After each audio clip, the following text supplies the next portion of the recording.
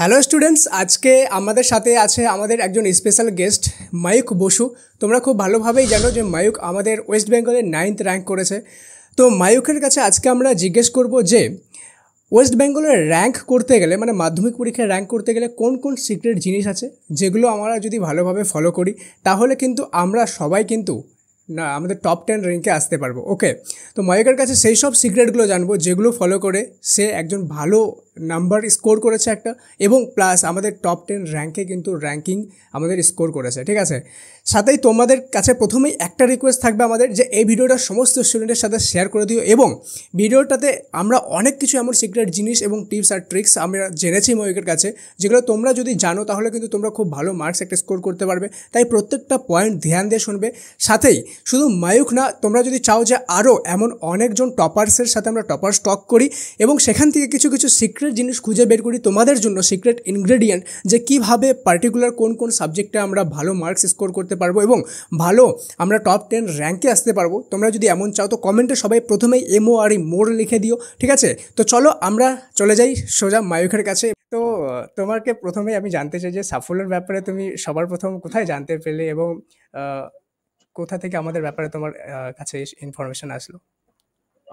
সাফল্য আমি এমনিতে খুব ইউটিউব স্ক্রল করি, মানে এই ওকে। এডুকেশনাল জিনিসের জন্য। ওকে। তো আমার মানে এডুকেশনাল কন্টেন্ট দেখতে খুব ভালো লাগে। ওকে। ঠিক আছে, তো এরকম স্ক্রল করতে করতে তখন তোমার বোধ হয় সাবস্ক্রাইবার ছিল ওই অ্যারাউন্ড 20K মতো। ওয়াও। তখন আমি তখন তুমি ওই পিছনে হোয়াইট বোর্ড নিয়ে হুম হুম। তখন সামনে দাঁড়িয়ে ক্লাস করাতে, একদম 10 এর স্টার্টিং এর দিকে বোধ হয় আচ্ছা। তখন। তো তখন দেখি, তখন তুমি ফার্স্ট ইউনিটের বিভিন্ন সাজেশন দিচ্ছিলে, সেকেন্ড ইউনিটের সাজেশন দিচ্ছিলে, রাইটিংস কিছু বলছিলে, ওকে। Grammar skill শেখাচ্ছিলে। ওইগুলো দেখতাম। তো ওখান থেকেই তারপর জয়েন করার পর আস্তে আস্তে বিভিন্ন কন্টেন্ট গুলো দেখা, এগুলোই সাফল্য। চ্যানেলটাকে ফলো করতাম এবং যেটা হোয়াটসঅ্যাপ যে কমিউনিটিটা হয়েছিল না, ওকে। ওখানেও আমি জয়েন ছিলাম। ছোট ভাই বোনেদের যারা আছে তোমার, যাকে যারা শুনছে তোমাকে, তাদেরকে কি বলতে চাও যে কেমন ফিল হয় এত ভালো রেজাল্ট করার পরে?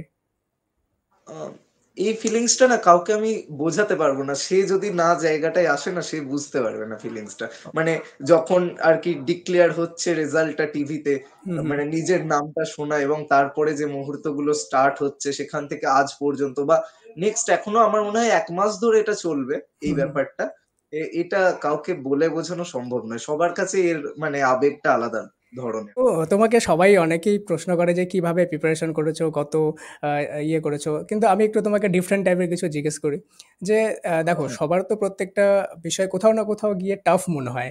ওকে, কোনো না কোনো বিষয়। তো কোন এমন বিষয়টা আছে যেটা তোমার একটু টাফ মনে হয় এবং সেটা কেন? আ আমার টাফ মনে হয় বলতে গেলে, টাফ আমার লেগেছে কয়েকটা জিনিস, যেটা হচ্ছে আমার, আমি সায়েন্সের গ্রুপ বলব না টাফ লেগেছে। আমার টাফ লেগেছে হিস্ট্রি। হিস্ট্রি? কেন? হ্যাঁ, আমার হিস্ট্রি টাফ লেগেছে কারণ আ হিস্ট্রির না আমি আমার একটা প্রবলেম আছে, আমি কোন কিছু মুখস্থ করতে পারি না। তো হিস্ট্রির সালগুলো আমাকে খুব ভুগিয়েছে, অ্যান্ড ওটাই আমাকে মাধ্যমিকে সবচেয়ে ব্যাকলগে ফেলে দিয়েছে হিস্ট্রি সেটা। রেজাল্টেও। তো আচ্ছা, সবাই বলে যে ভালো রেজাল্ট করার জন্য নাকি 15-16 ঘন্টা করে পড়তে লাগে। তোমার কি সেটাই মনে হয়? আমি আমার যদি কথা শেয়ার করি, আমার পিছনে গিটার দেখতে পাচ্ছ কিনা জানি না। হুম, হুম, হয়তো পাচ্ছি। দেখতে পাচ্ছ গিটার। হ্যাঁ, আমি আমার ডেইলি কোনো পড়াশোনার রুটিন ছিল না। একটা রুটিন শুধু করে নিয়েছিলাম, যেহেতু আমি অনলাইন টিউশন প্রচুর নিয়েছি। সেটা অনেকেই হয়তো জানে যারা ভিডিও দেখছে। মানে ফোনে কার, কার ভিডিও দেখবো, কবে দেখবো সেটা আমার একটা একদম রুটিন করা ছিল। বাট হ্যাঁ, যে ডেইলি আমাকে ৮ ঘন্টা পড়তে হবে এরকম কিচ্ছু ছিল না। টিউশনস ছিল। সেগুলো পড়ার পর নিজের সেলফ স্টাডিটা মেইনলি করতাম ওই রাত্রে খাওয়া-দাওয়া করার পর ওই 11:30-12টা থেকে দেন ৪ ঘন্টা মতো হতো। ৪ ঘন্টা ৪.৫ ঘন্টা। রাত্রে ৪ সাড়ে ৪ ঘন্টা। আর সকালবেলা তো হ্যাঁ। টিউশন থাকতো। না, সকাল বেলাটা আমি ঘুমের জন্য রাখতাম। যেহেতু সকাল 4:30 শুলাম, তো তারপর আমাকে ৫ ঘন্টা ঘুমাতে হবে। তাহলে 9:30 উঠবো, দেন স্কুল যাব। দেন স্কুল। আবার প্লাস পয়েন্টও কিছু ছিল, সেগুলোও বলব হ্যাঁ, তুমি হ্যাঁ। যদি অবশ্যই, ইয়ে করো। অবশ্যই শেয়ার করো। ম্যাথসটা এবং ফিজিক্যাল সায়েন্সটা 9 থাকতেই আমি স্টার্ট করে দিয়েছিলাম মোটামুটি।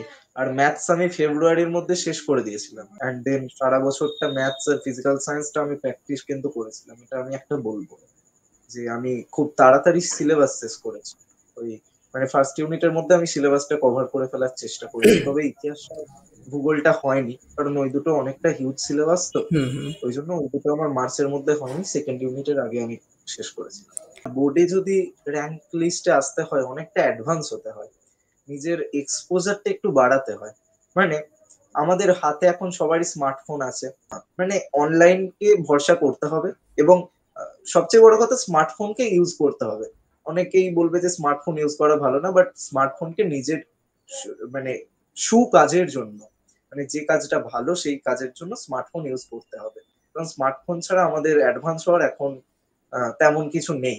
দেখো সিবিএসই, আইসিএসসি, দিল্লি বোর্ড, এদের জন্য প্রচুর ইনস্টিটিউশনস আছে, প্রচুর অ্যাপস আছে। সেক্ষেত্রে বাংলার কাছে কিন্তু এখনো মুষ্টিমেয় অ্যাপ, এবং সেখানে দেখা যাচ্ছে সবকিছু একটা অ্যাপে পাচ্ছে না। এটা স্টুডেন্টদের জন্য একটা খুব প্রবলেম হয়। কিন্তু সিবিএসই, আইসিএসসি স্টুডেন্টরা এই জন্যই এত বেশি অ্যাডভান্স হয়, কারণ তাদের কাছে প্রচুর অ্যাপ আছে। কিন্তু বাংলা স্টুডেন্টদের জন্য অত অ্যাপ নেই। তো তোমরা যদি সাফল্য অ্যাপটাকে ডাউনলোড করো, তোমরা প্রচুর রিলস দেখে বা শর্টস দেখেও নেটওয়ার্ক শেষ করো, সেক্ষেত্রে একটা 50-60 এমবির অ্যাপ ডাউনলোড করতে হয়তো খুব বেশি নেটওয়ার্ক লাগে না। তো 15 মিনিট টাইম থাকলেই তোমরা মক টেস্ট সেকশনে গিয়ে একটু দেখলেই বুঝে যাবে যে কেমন ভাবে ইউজ করতে হয়। তো জানবে যে মক টেস্ট বা কোয়েশ্চেন অ্যাটেম্প্ট করা কখনোই নিজের কাছে নিজের জন্য খারাপ হয় না, সবসময় ভালোই হয়, পজিটিভ দিক এনে দেয়, কোনো নেগেটিভিটি থাকে না। সেইটা ভেবে তোমরা চেষ্টা করে যাও না সাফল্যের সঙ্গে জুড়ে থাকো। অবশ্যই প্রণব দাকে তোমরা সবাই চেনো, যারা সাফল্যের সঙ্গে জুড়ে আছো এবং যারা জুড়ে নেই তাদেরও বলবো যে তোমরা কিছুদিন ফলো করো সাফল্যকে। আমার মনে হয়, আমি যে ওই যে বললাম না যে জ্ঞান সমস্ত জায়গা থেকেই লাভ করা সম্ভব, এবং সাফল্য অবশ্যই তোমরা যদি অ্যাপে যাও, আমি সেখানে কিছুটা তো এক্সপ্লোর করেছি, সেখান থেকে তোমরা অনেক জ্ঞানই লাভ করতে সম্ভব হবে। এবং আমি দেখেছি সাজেশন যেগুলো দেয়, সেগুলো তোমরা যদি সাজেশন না ভেবে তোমরা যদি ভাবো যে এই কোয়েশ্চেন গুলো ইম্পর্টেন্ট, আমাকে রেডি করতে হবে, সেক্ষেত্রে যদি তোমরা বেশি ফোকাস করো, সেক্ষেত্রে কিন্তু সাফল্য সত্যি অনেক কোয়েশ্চেন্স আমাকে দিয়েছে যে এগুলো আমার রেডি করা নেই, আমি ভেবেছি যে হ্যাঁ এগুলো তাহলে রেডি করা উচিত কিন্তু আমার। তো তোমরা এগুলো রেডি করো। আর অবশ্যই দেখো প্রণব দা তোমাদেরকে সাহায্য করছে, প্রণব দা সারাদিন খাটছে, এবং সেটা তোমাদের হেল্প করার জন্যই খাটছে। কিসের জন্য? তোমাদের সকলের কাছ থেকে ভালোবাসা পাওয়ার জন্য, একটা সাবস্ক্রাইব পাওয়ার জন্য। তো তোমরা সবাই লাইক করে দিও, শেয়ার করে দিও, সাবস্ক্রাইবও করে দিও, কারণ আমি জানি এই ইউটিউব জার্নিটা কতটা ডিফিকাল্ট। যারা দেখছো হয়তো তারা বুঝতে পারো না, কারণ ইউটিউব এই যে একটা মানে একটা প্রায় 150 ফ্যামিলি তৈরি করতে যতটা না সহজ মনে হয় জার্নিটা, ততটা সহজ হয় না, আমি সেটা জানি। তাই এর জন্য সাফল্য পরিবারকে তো ধন্যবাদই। ঠিক আছে, তো থ্যাংক ইউ আমাদের সাফল্যের ইন্টারভিউ দেওয়ার জন্য এবং আমাদের সাফল্যের পার্ট হওয়ার জন্য।